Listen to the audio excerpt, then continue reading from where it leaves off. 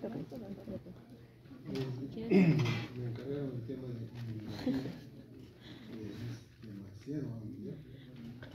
Entonces, yo supongo que también han hecho ya un curso completo de esto.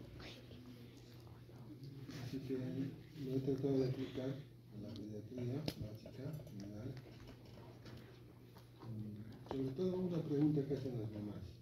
Las mamás, cuando el niño tiene alguna infección, por la cual respiratoria, una diarrea, una infección urinaria, se quedan sorprendidas, ¿no? Sobre todo cuando son madres primerizas. Tienen mucho temor de que esto vuelva a ocurrir. Y la pregunta que siempre hacen es decir, si el niño tiene baja la defensa. Entonces, eso les van a preguntar, probablemente les digan, mi hijo tiene baja su defensa, se enferma cada rato. Entonces, eso es lo que he querido ver. En Nelson, en el texto que tienen ustedes de bibliografía, en el capítulo de inmunología, en la introducción se habla de lo que vamos a comentar hoy día. Que básicamente es cómo hacer una aproximación diagnóstica o una sospecha si un niño puede no ser inmunodeficiente. Algo básico. Frente a esa pregunta de los padres de familia, es importante saber contestarla, ¿verdad? Porque si fueras, o sea, sí existe la inmunodeficiencia primaria y puede pasar desapercibida. Entonces, es importante que nosotros aprendamos a reconocerla, a investigarla y en esos casos especiales proponerles el tratamiento complejo, ¿no? Que devolverle otra vez un sistema inmunológico que funcione de forma y no ser como tanto charlatán que me dicen, tómate guión, tómate ajo, dale isosufrida, dale medicamentos también, dale tal fórmula, dale cual vitamina, la vitamina D. Recordarán en el COVID, ¿no? Como una serie a Donald Trump sería diciendo, yo he tomado cloroquina y mejorado mis defensas y me he recuperado el COVID. Cualquiera puede ponerse a ver. No es esa la idea. La idea es que ustedes estudien, y traten de explicar a los padres la realidad. Muchas veces la realidad no gusta, ¿no? Porque dice, y este doctor, porque está 8 años en la universidad, tiene su título, y me dice que tiene baja defensa si no hay nada que hacer, que esto es legal, no le receta nada. ¿Por qué no le receta? Si ha estudiado tantos años en una vitamina, algo que le suba la defensa, ¿no?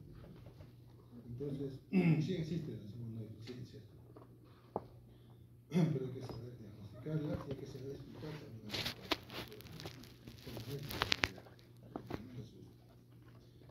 Debemos escuchar entonces, debemos reconocer ustedes, de hecho ya han hecho un curso supongo, de inmunología, saben cómo es, qué complejo es. Entonces hay que sospechar de que puede haber un defecto inmunitario primario. De lo que vamos a hablar, porque también hay una depresión secundaria, ¿verdad? O sea, nuestro sistema inmunológico puede ser reprimido por una serie de causas, ¿no? Causas infecciosas, por ejemplo, alguien sabe que agente puede causar inmunodepresión, algún agente infeccioso. El VIH. El VIH, ¿no?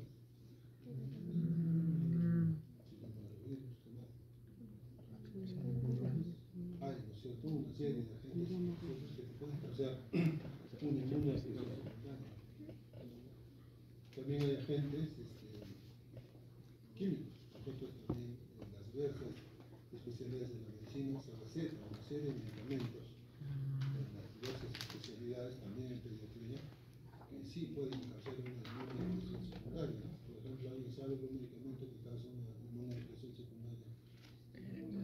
La clindamicina. En voz alta, levante la mano, uno por uno, para que pueda escuchar. La clindamicina era la que te causaba la meningitis. Los corticosteroides. Los corticosteroides, que se tapan una serie de procesos en pediatría, psicoanalgésicos, psicoanalgésicos,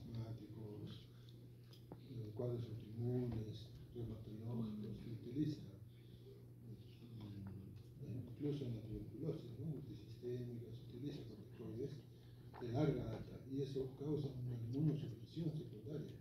Y hay que saber destetar de manera progresiva el corticoide para no suprimir su oreja. Y también factores nutricionales, ¿no? Una desnutrición severa, un marasmo, un kwashiorkor es un paciente con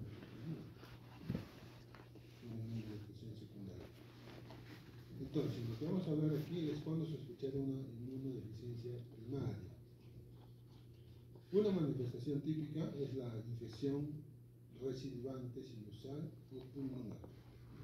O sea, estamos hablando de una rhinosinusitis moderada severa o una neumonía moderada severa complicada,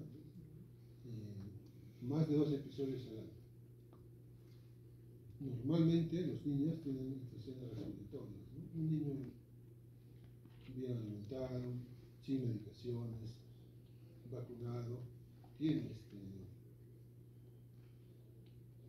lo normal es tener unas 6 aproximadamente, hasta 8 infecciones respiratorias al año.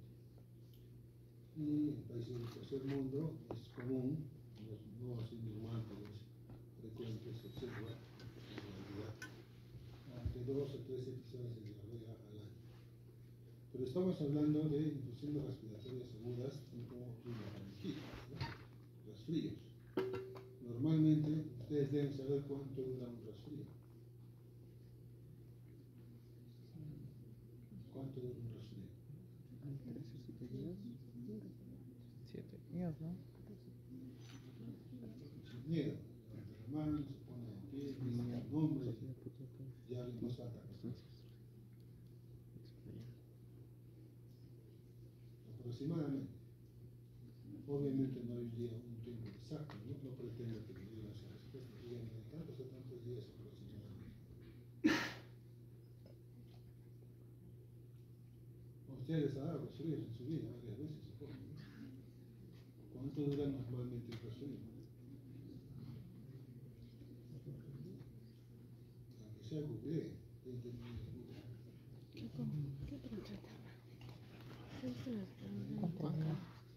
¿Cuántos días de un resfriado? Un resfriado común, 5 o 7 días, ¿no? Normalmente. ¿Cuántos? 5 o 7 días. Puede tener un poquito de fiebre en 1 o 2 días quizás. Y en 5 o 7 días desaparece. No debería prolongarse más.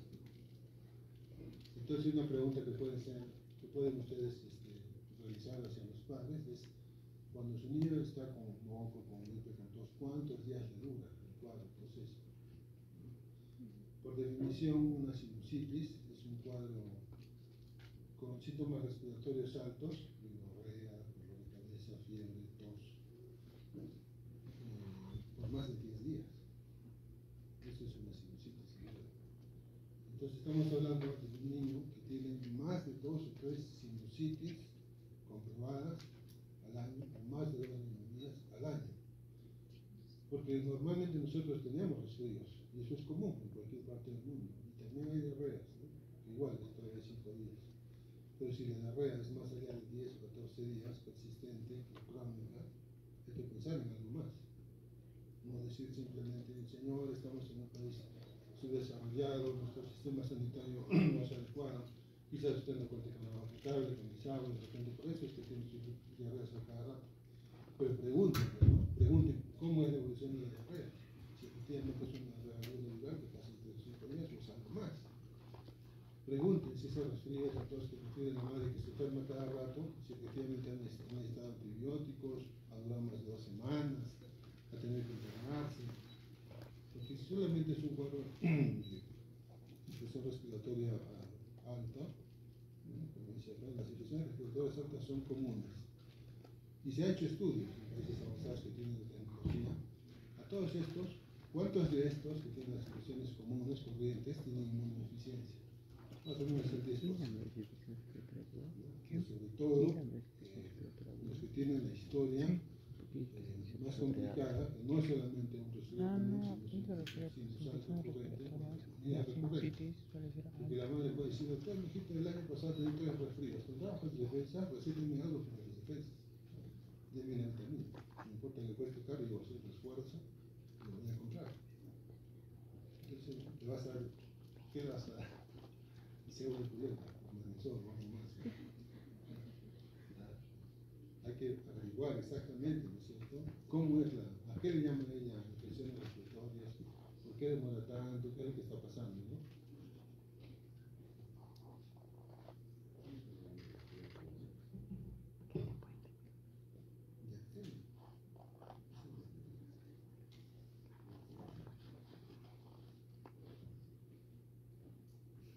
Ok, entonces eso, ¿ya? Infecciones respiratorias severas, repetitivas, neumonías repetitivas, por ejemplo, no crece adecuadamente, ¿no es cierto?, un retraso en el crecimiento. Para eso es parte de la evaluación de pediatría siempre todo niño menor de 3 años, de la cabeza, perímetro esofágico, la talla, su estatura y medir el peso. Comparar lo que se ha obtenido con las curvas, con los estándares de la OMS y de acuerdo a eso hacer su evaluación. Entonces, si la madre le dice, mi niña ha tenido 2 neumonías el año pasado, ustedes hacen la evaluación y resulta que tiene una talla en -3 de desviaciones estándar y un peso en -3 de desviación estándar a la media. Este niño tiene algo más. En este caso sí vale la pena hacer todos los esfuerzos posibles, ¿no? Hay colegas que buscando inmunodeficiencia han hecho contacto con colegas norteamericanos, países avanzados, y han hecho estudio genético, que aquí no es fácil hacer un estudio genético. Y han llegado, ¿no?, a saber cuál es la inmunodeficiencia primaria específica que está afectando a este niño. Pero depende, ¿qué es lo que estás evaluando?, ¿no es cierto? Otra manifestación son múltiples abscesos cutáneos o abscesos recurrentes, múltiples abscesos en el hígado, infecciones graves como neumonías complicadas, meningoencefalitis, osteomielitis y artritis séptica, que no es lo común. O infecciones crónicas por cándida, niños que están con onicomicosis, o cándida en la zona del pañal, o cándida en la boca, en la orofaringe, que le dan tratamiento con fluconazol, estatina, mejora y vuelve otra vez a reaparecer. Pasa un mes, 2 meses y otra vez reaparece. O sea, es algo crónico, recurrente. También por virus, ¿no? Y ya saben, por ejemplo, el neumocitis es un germen oportunista, eso ocurre en pacientes que se sospechan de inmunodeficiencia. Entonces, la inmunodeficiencia es real, no es frecuente, más o menos es 1 en cada 500 personas, y hay algunos signos, son las 10 señales de peligro de una institución internacional que estudia las inmunodeficiencias, y aquí las tienen, ¿no? Y esto puede ser pregunta del examen. 4 o más infecciones de oídos al año. No es normal que un niño tenga 4 infecciones del oído medio. Entonces, cuando un niño está con tos, gripe, ¿no?, la madre les dice, se toca el oído, parece que le duele el oído, ustedes tienen que hacer la otoscopía. Y se tiene que evaluar la entrada timpánica, su transparencia, si está eritematosa, su movilidad, si está bombada, si detrás de la membrana timpánica hay un nivel hidroaéreo o hay un franco continuo purulento, o ya está perforada y sale a torrea a través del conducto auditivo externo. Ese tipo de otitis media. Si tiene 4 otitis media o más al año, piensa en inmunodeficiencia. Haz todos los estudios. Si tiene 2 o más infecciones de senos paranasales graves en un año, lo que les acabo de explicar, la sinusitis, no resfríos comunes, sino sinusitis, más de 10 días, fiebre, rinorrea, dolor de cabeza, compromiso del estado general. 2 meses o más de tratamiento con antibióticos con escaso efecto, por ejemplo, tiene una osteomielitis, le dan más de 2 meses de tratamiento y no hay mejoría. Entonces, ven que el antibiograma es sensible, el microorganismo es sensible al antibiótico, pero no ocurre la mejoría, ¿no? Entonces ahí también hay que sospechar que el sistema inmunológico no está funcionando de forma adecuada. Más de 2 neumonías en un año, dificultad para crecer, abscesos en órganos o abscesos cutáneos profundos y recurrentes, aftas persistentes en la boca o infecciones micóticas recurrentes, necesidad de recibir antibiótico intravenoso para eliminar las infecciones, pacientes que sufren de amigdalitis a repetición no mejoran con la amoxicilina, necesitan internarse para recibir tratamiento endovenoso. Eso no es lo común. Lo común es que tú le das la amoxicilina y se recupere. Dos infecciones profundas o más, incluida la septicemia y antecedentes familiares de inmunodeficiencia primaria. La asociación Jeffrey Madel, se lo pueden conseguir en internet. Se dice que hay más de 300 inmunodeficiencias primarias, todas tienen su base genética, pero después se necesita un estudio de exoma, ¿verdad? Y es útil clasificarlas en 5 categorías. La más frecuente es la, como ven en el gráfico, 51% de inmunodeficiencia humoral. En segundo lugar está la inmunodeficiencia combinada, 20%. En tercer lugar, la inmunodeficiencia, estamos hablando de complemento, ¿verdad? No, perdón, los efectos fagocíticos, con 18%, 10% la inmunodeficiencia celular y el último, el 1%, deficiencia del complemento. Entonces, la más frecuente es la inmunodeficiencia de tipo humoral. Son las más comunes, alrededor del 50-55% de las inmunodeficiencias primarias. Y su manifestación, como repito, son enfermedades sinusales o pulmonares severas y recurrentes, que empiezan durante el primer año de vida. Los primeros meses de vida pueden no manifestarse porque están protegidos por los anticuerpos maternos, ¿verdad? ¿Por dónde pasan los anticuerpos maternos al recién nacido lactante? ¿Perdón? La placenta, por la leche. Por la leche materna, ¿no? El parto con la placenta y con la lactancia materna pasan los anticuerpos. Algunas inmunodeficiencias no se detectan en los primeros meses de vida por esta protección y se manifiestan un poco más tarde. Entonces, para hacer el diagnóstico hay que medir las inmunoglobulinas. Dentro de ellas, la de tipo A, la IgG y la IgM, que deberían estar bajas. Y de acuerdo a cada una que esté baja, se clasifica o se pone el nombre y el apellido a la inmunodeficiencia. Y si las tres juntas son menos de 200 miligramos por decilitro, esto se conoce como agammaglobulinemia. Si está ligada al cromosoma X, es la agammaglobulinemia de bruto.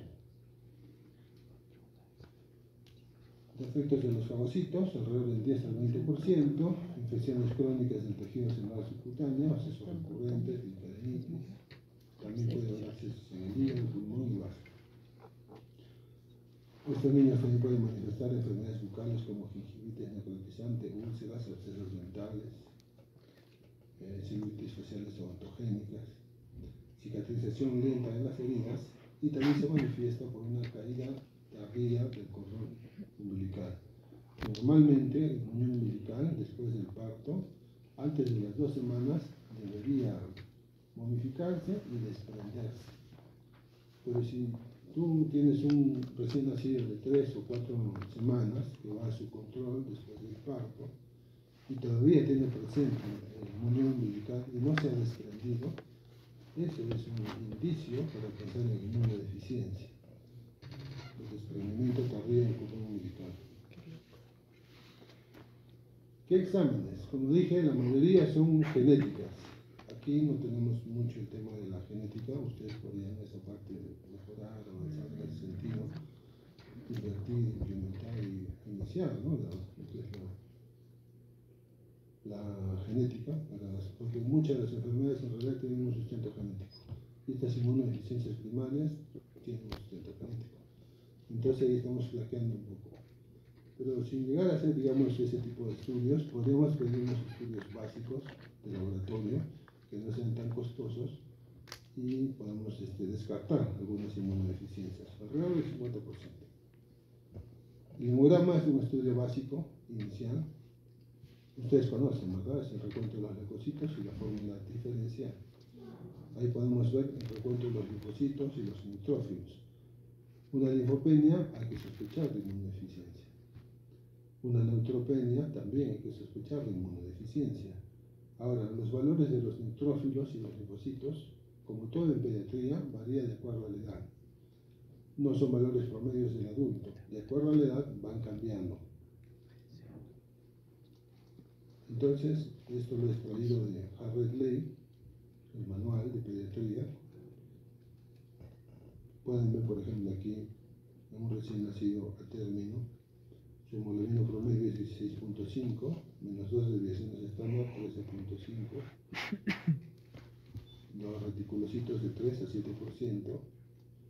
El recuento de células blancas, el recuento total, es de 18.100 en promedio y va desde 9.000 hasta 30.000, más o menos 2 desviaciones estándar. El recuento de plaquetas, 290.000. Y esto va cambiando. Si tiene un mes, 6 meses, 2 años, por ejemplo, uno de 5 años, su hemoglobina promedio es 12.5, ¿verdad?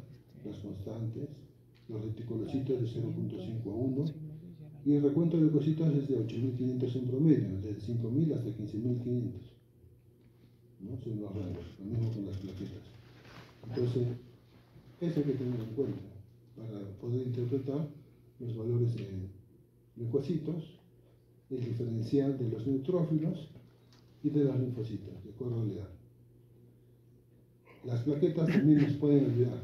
Un recuento normal de plaquetas nos ayudaría, por ejemplo, a alejar el síndrome de Wiskott-Andrich, un cuadro genético que se caracteriza por trombocitopenia.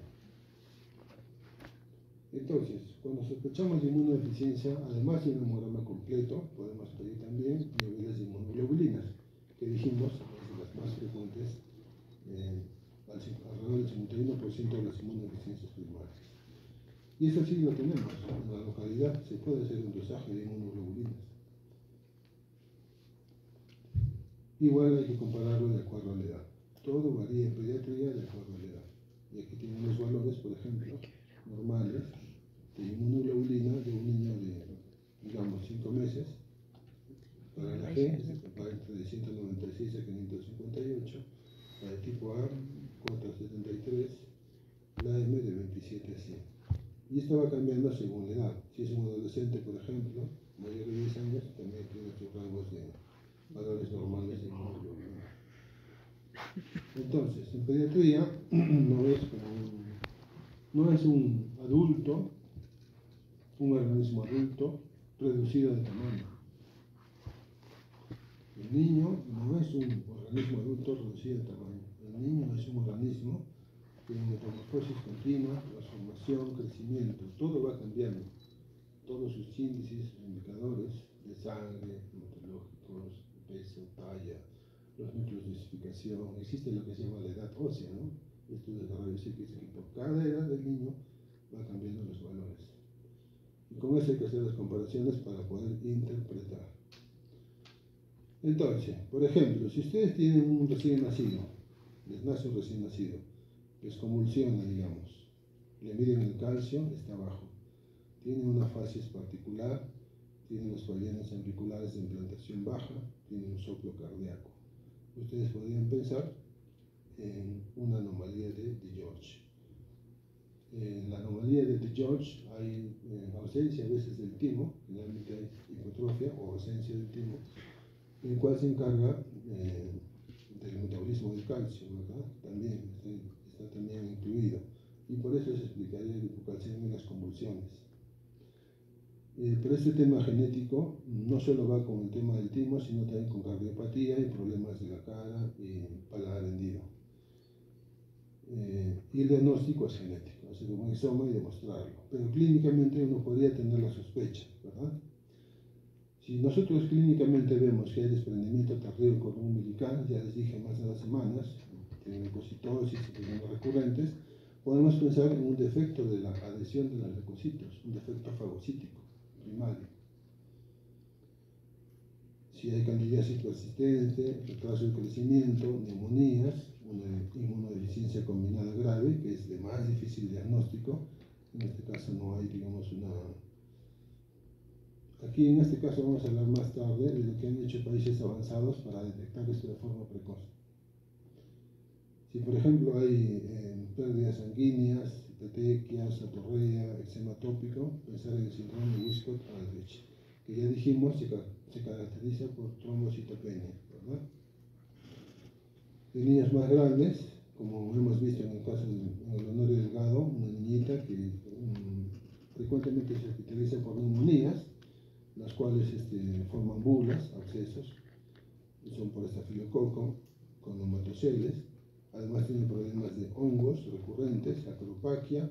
Se le hizo el diagnóstico del síndrome de Hiper-IgE. De acuerdo a la literatura, esta niñita se manifiesta y se le ha hecho el diagnóstico del síndrome de Hiper-IgE. Y así, ¿no? Esto está una serie de síntomas y signos que se caracteriza para poder sospechar cuál es la inmunodeficiencia primaria. Por ejemplo, si sospechamos del efecto de los granulocitos, generalmente se comienza temprano. Están incluidas bacterias atípicas, por ejemplo la Serratia. Normalmente la Serratia no te causa enfermedad, pero si sospechas de un defecto fagocítico, pues no están siendo fagocitados, ¿no? La Serratia, el Staphylococcus, la Salmonella, las micobacterias. También hongos como Candida, Nocaria y Aspergillus. Entonces estos pacientes tienen abscesos frecuentes en piel o en tejido celular subcutáneo, linfadenitis, adenitis supurativa, gingivitis, úlceras necrotizantes en la boca, abscesos en el hígado, en el vaso u osteomielitis. Y también, como ya dijimos, la caída prolongada del cordón umbilical. Todo esto te hace sospechar del efecto de los granulocitos.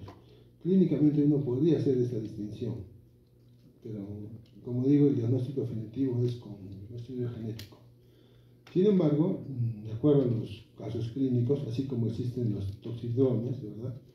Según la signología clínica uno puede sospechar más o menos cuál es el veneno que ha ingerido.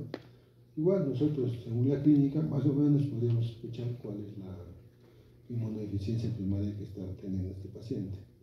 Entonces, de acuerdo al caso clínico, hay que sospechar, ¿no?, a la infección que está presentando, a las manifestaciones clínicas, la inmunodeficiencia. Lo que hacemos básicamente es un hemograma completo con diferencial. Eso es básico. Podemos pedir niveles de inmunoglobulinas, que también está al alcance, no es costoso. Y también la prueba del complemento 50 y la prueba para defectos del complemento y la prueba de la dihidrorodamina para pruebas de efecto fagocítico. Hasta ahí. Y también podemos pedir lo que es el VIH. Con eso ya hemos hecho, digamos, un estudio más o menos completo de lo que es inmunodeficiencia. Ya, si digamos con eso no hay nada positivo, ya hay que consultar en todo caso con un inmunólogo, que también existe esta especialidad, y ya considerar pruebas más avanzadas.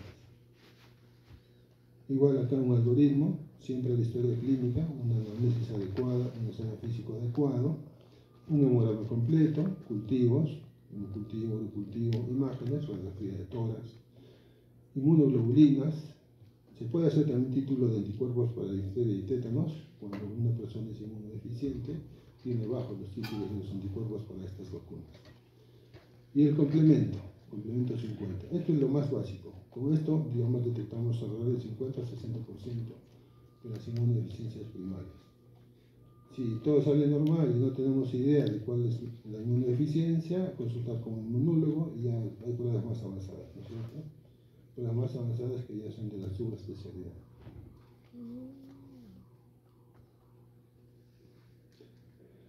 Entonces, recordemos, nosotros sí podemos pedir un hemograma, eso lo puede hacer cualquiera. Interpretar un hemograma, interpretar el recuento diferencial, eso es parte de nuestra formación. Entonces, saber, ¿no es cierto?, reconocer los neutrófilos, los linfocitos, las plaquetas, y de acuerdo a eso vamos descartando síndromes, ¿no? Las inmunoglobulinas, ¿verdad? Y la prueba de complemento también está a nuestro alcance, y también está a nuestro alcance la dihidrorodamina para descartar defectos fagocíticos. El estudio de complemento utiliza eritrocitos de cordero recubiertos con antisuero. Cuando se agrega el complemento hacia uno de los anticuerpos, se activa la vía clásica y ocurre la hemolización del eritrocito. Cuando hay ausencia de hemólisis, puede haber un defecto del complemento de alguno de los componentes. Si ya sospechamos eso, derivarlo para estudios más específicos para ver específicamente cuál es el componente del complemento que está fallando. Entonces, pruebas de cribado para médico general, pediatra general, ¿no es cierto? Esto podemos hacer. Descartar concentraciones de las inmunoglobulinas, respuesta de los anticuerpos a las vacunas, un recuento de linfocitos, una radiografía de tórax para ver el timo, ¿no es cierto? Hemos dicho que en la síndrome de T. George existe la ausencia del timo y eso se puede ver en una radiografía de tórax. Esto del TREC es una prueba genética que se utiliza en Estados Unidos para descartar inmunodeficiencia combinada grave. Clínicamente no hay forma de sospecharlo, pero se hace una especie de tamizaje. Y para la deficiencia de los fagocitos, lo que hacemos es el análisis de estallido respiratorio o la hidrorrodamina y la actividad de complemento 50 para ver deficiencias del complemento. Ya después hay pruebas más avanzadas, ya por el especialista, por el inmunólogo. Entonces, desde el 2008 hay un programa de tamizaje en Estados Unidos. Aquí no existe ese programa de tamizaje, no tenemos la genética avanzada. Yo recuerdo que cuando era interno, residente, tampoco había tamizaje de lo que es hormonas.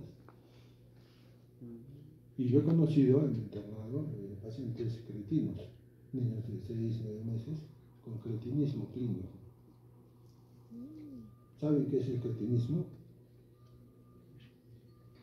¿Alguien sabe? No es por tiroides.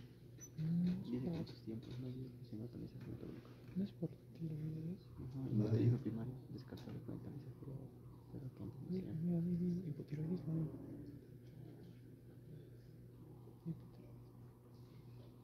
Aunque sea googleen. Googlea, pero ¿Qué es el cretinismo? Bueno, antes, como les dije, en el internado yo tenía la oportunidad de ver niños con cretinismo de 9 meses. Son pacientes que tienen ya manifestaciones severas y avanzadas por deficiencia en la hormona tiroidea. No funciona el sistema tiroideo, es algo genético, niveles bajos de T3, T4, y entonces ya tienen eczema, retraso mental, hipotonía, microcefalia, una serie de problemas, no crecen, o sea, ya está muy avanzado. Pero el asunto es que esto es prevenible, porque si tú lo detectas temprano y le das la levotiroxina vía oral, evitas eso.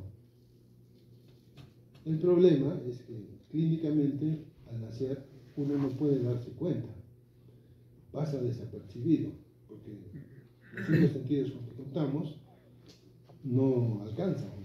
Tú ves al recién nacido, nace como en peso, ves que tiene buen color, las funciones vitales están adecuadas, no hay esplenomegalia, no encuentras mayor cosa. Y tú lo pasas como normal. Sin embargo, pasan los meses y empieza el retraso y ocurre la enfermedad. Y ya cuando regresa contigo a los 3, 6 meses, ya es muy tarde. Ya han pasado 3, 6 meses de una insuficiencia crónica de levotiroxina, lo cual afecta al metabolismo cerebral, al metabolismo del cuerpo y se manifiesta en el organismo.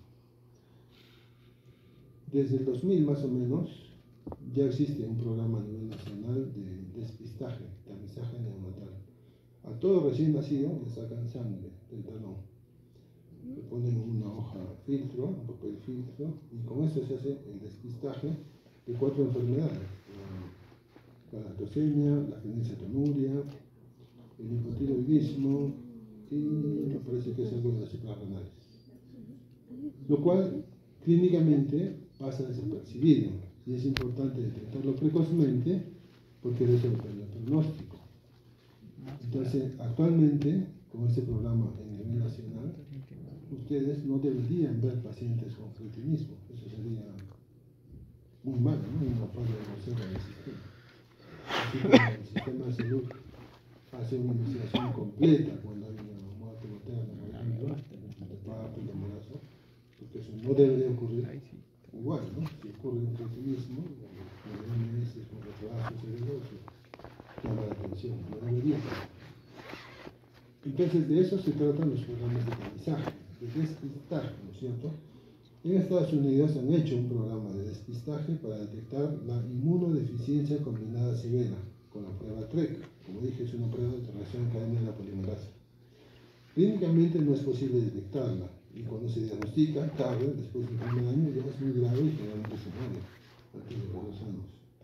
Con esta prueba, con este programa de tamizaje, han detectado más o menos que 1 de cada 60.000 recién nacidos vivos han tenido el gen implicado en esta inmunodeficiencia.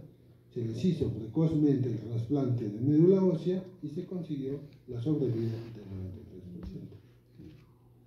¿No? Lo que hizo Angelina Jolie. ¿Saben qué hizo Angelina Jolie? ¿Cierto? No esperaba que tenga cáncer de mama. Hizo el estudio genético, sabía que tenía gen implicado, se secó las mamas y se puso los artificiales. De eso se trata, el tamizaje, ¿no?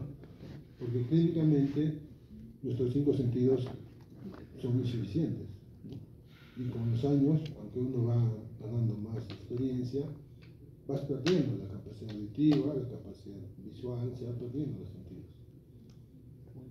La clínica es importante, un examen físico adecuado es importante, una anamnesis es importante, pero también sería bueno, ojalá, invertir más en salud y asemejarnos a esos países, ¿no? Que tienen un alto presupuesto para la salud y tienen este tipo de programas, ¿no es cierto? Un estudio de tamizaje para efectos genéticos. Bien, entonces vamos a hablar ahora de unos cuantos casos clínicos. Ya les hablé hace rato de la niñita que regresa continuamente a nuestro hospital, 7 años. Esta vez ella procede de Camaná, comienza con cuadro gripal, malestar general, 6 días antes de su ingreso. 5 días antes se ve la sensación de alta térmica y tos. Hace 4 días tos con flema, hace 3 días dolor en el costado, continúa con fiebre, va al puesto de salud, le dan cefalecina en jarabe. Al no haber mejoría, llega al hospital de Camaná, donde le refieren porque presenta un cuadro de neumonía. Antes del ingreso, un día antes, empeora, sigue febril, con tos, con movilización de secreciones.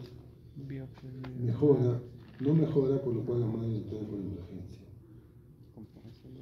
Entre los antecedentes, fíjense acá, en los patológicos. Ha sido hospitalizada en varias oportunidades por episodios neumónicos. La primera vez a los 8 meses y después más o menos 2 veces al año se ha hospitalizado. Entonces eso no es normal. No es normal que una niña se hospitalice 2 veces al año por neumonía. Eso no es lo común. Puede tener 6 a 8 cuadros respiratorios de tos y gripe al año, pero eso no le impide hacer su vida. Sigue yendo al jardín, a la escuela, no se hospitaliza, no hace neumonías. Se le pasa el resfrío en cuestión de una semana. Pero en este caso no es así la historia, ¿no es cierto?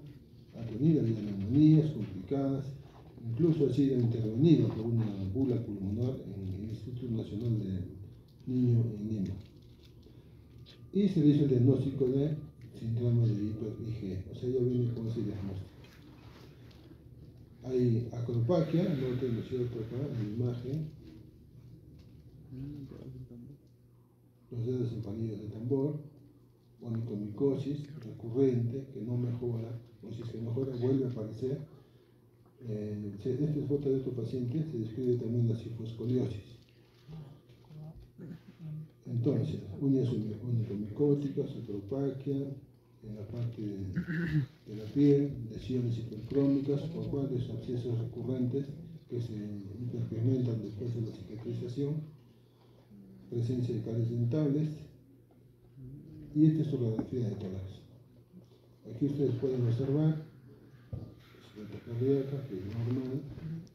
Aquí en el parénquima pulmonar se nota un infiltrado algodonoso, redondeado, y aquí en el lado izquierdo notan las paredes delgadas de una imagen redondeada, cavitada, ¿no? Es una bula. Entonces es una neumonía complicada. Aquí también hay un compromiso algodonoso, mixto, intersticial, en la base izquierda, y el ángulo costofrénico está opaco porque hay un derrame pleural. Entonces es una neumonía complicada, ¿no es cierto? Con bulas, derrame, y esta es la enésima neumonía por la cual es hospitalizada a sus 7 años de vida. Hay criterios para hacer el diagnóstico, ella cumplía casi con la mayoría. Tenía el IgE alto, 8 puntos, número de abscesos en pulmón, 2 puntos, neumonías a repetición, 4 puntos, infecciones graves por estafilococo, 4 puntos, aquí se puede hacer el estudio genético. La niña no cuenta con recursos, ¿no? Porque habría que pedir un examen, lo cual es costoso, según entiendo. Pero ya con estos diagnósticos, con estos estudios clínicos, con este puntaje, se puede hacer un diagnóstico, ¿no? Está publicado por Greenbacher, es un score que está aceptado, y se puede hacer el diagnóstico de síndrome de hiper-IgE o síndrome de Hope. ¿Ustedes saben quién fue Hope? Nadie. Se supone que es la Universidad Católica de Santa María. Nadie sabe quién fue Hope, aunque sea googleen quién fue Hope. Tú no dijiste, ¿sabes? ¿Por qué no dices por internet? Al fondo, en camino y al fondo hay dos que están, tres en un sueño profundo. Ya te he visto ya. Job tiene su libro, ¿no es cierto?, en el Antiguo Testamento. Fue un hombre muy rico del Oriente Medio. Y Dios dijo, así muy bien. Tenía hijos hermosos, hijas hermosas, un montón de ganado, un montón de propiedades, un montón de tierra, súper rico.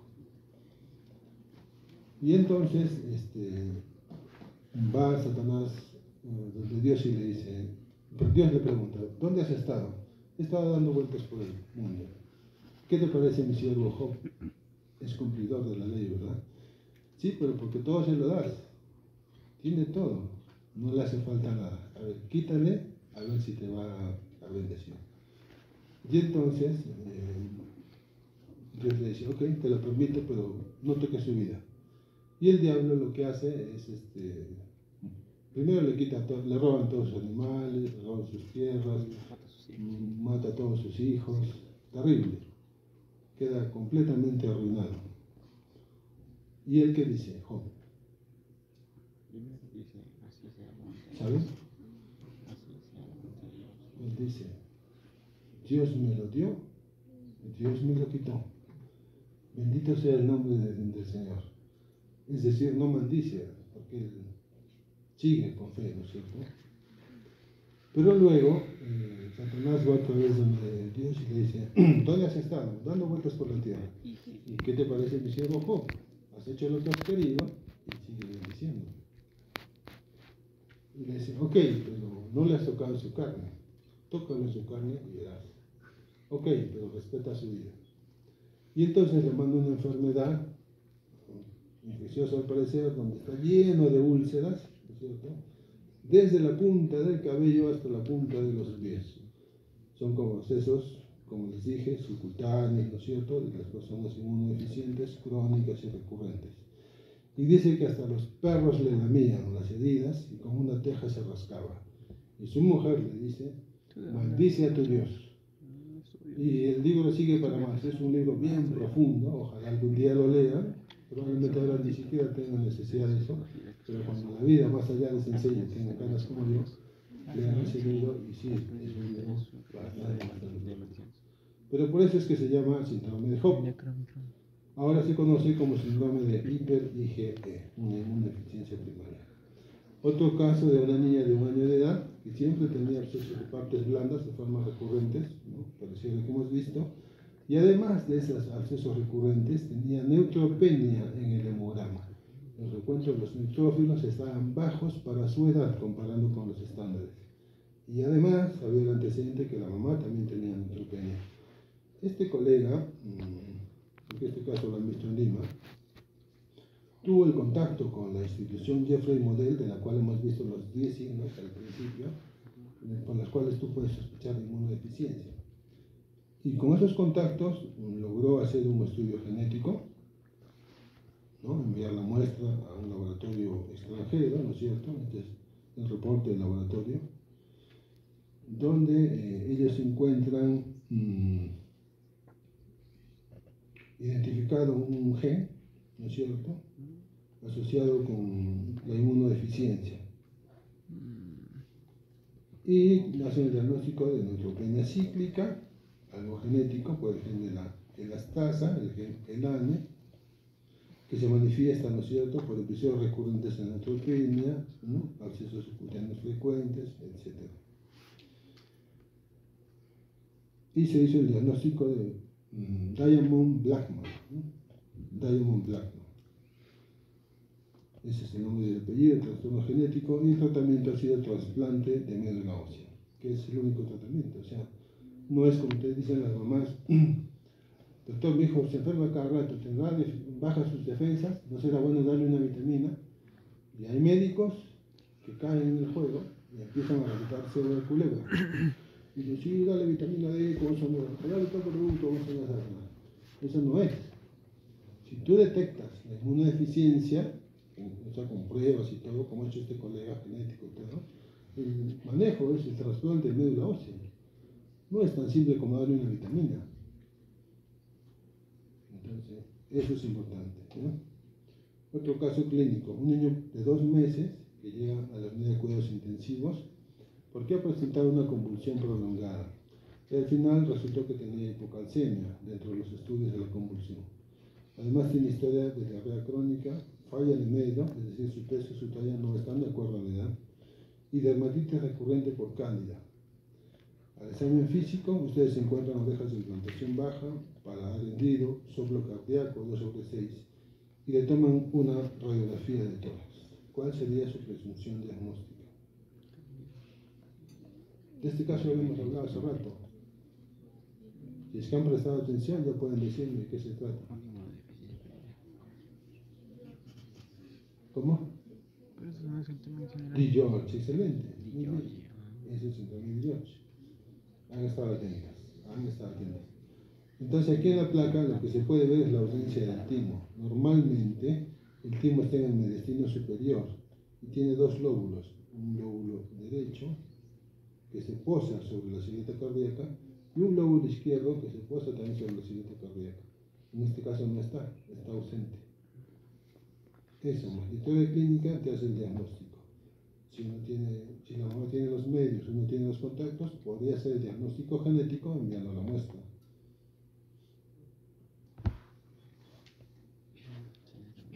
Un varón de 14 meses extraído del consultorio por una dermatitis atópica de difícil tratamiento. Ha consultado con varios pediatras, le han dado una serie de cremas y jarabes y sigue con sus procesos de piel.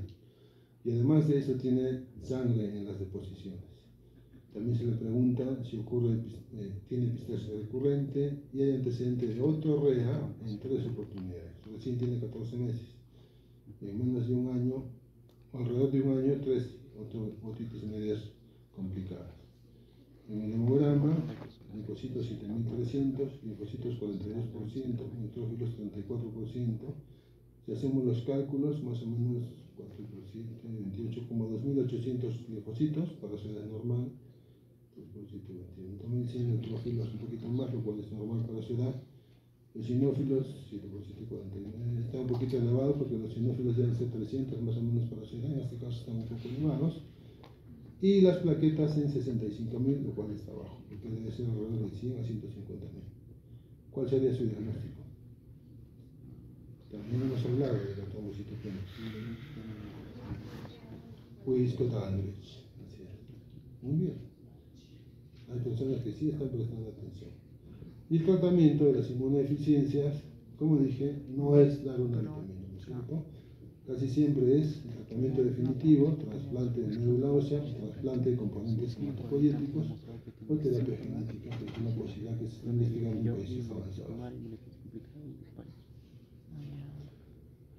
En conclusión, en esta introducción a la inmunología, que como les dije al comienzo, era imposible hablar de lo que es inmunología, porque eso es para un curso, que nos baste con saber que existen errores innatos de la inmunidad, defectos primarios, que no son frecuentes, que nuestra anamnesis, examen físico, debe guiar siempre el plan de trabajo. Hay estudios básicos como el hemograma, niveles de inmunoglobulinas que nos puede ayudar. La terapia curativa es el trasplante de médula ósea y cada vez hay más importancia en la terapia genética. Con el laboratorio básico se puede investigar más o menos un 50% de los casos. Bien, gracias. ¿Tiene preguntas?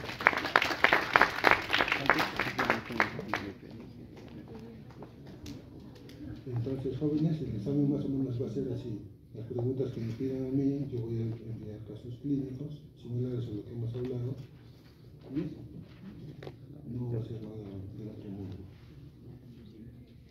¿Algún comentario, pregunta, aporte?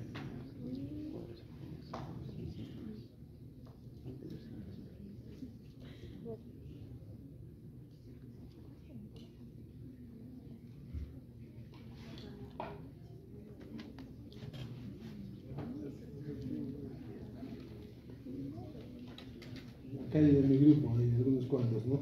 Cuando yo digo Universidad Católica, ustedes dicen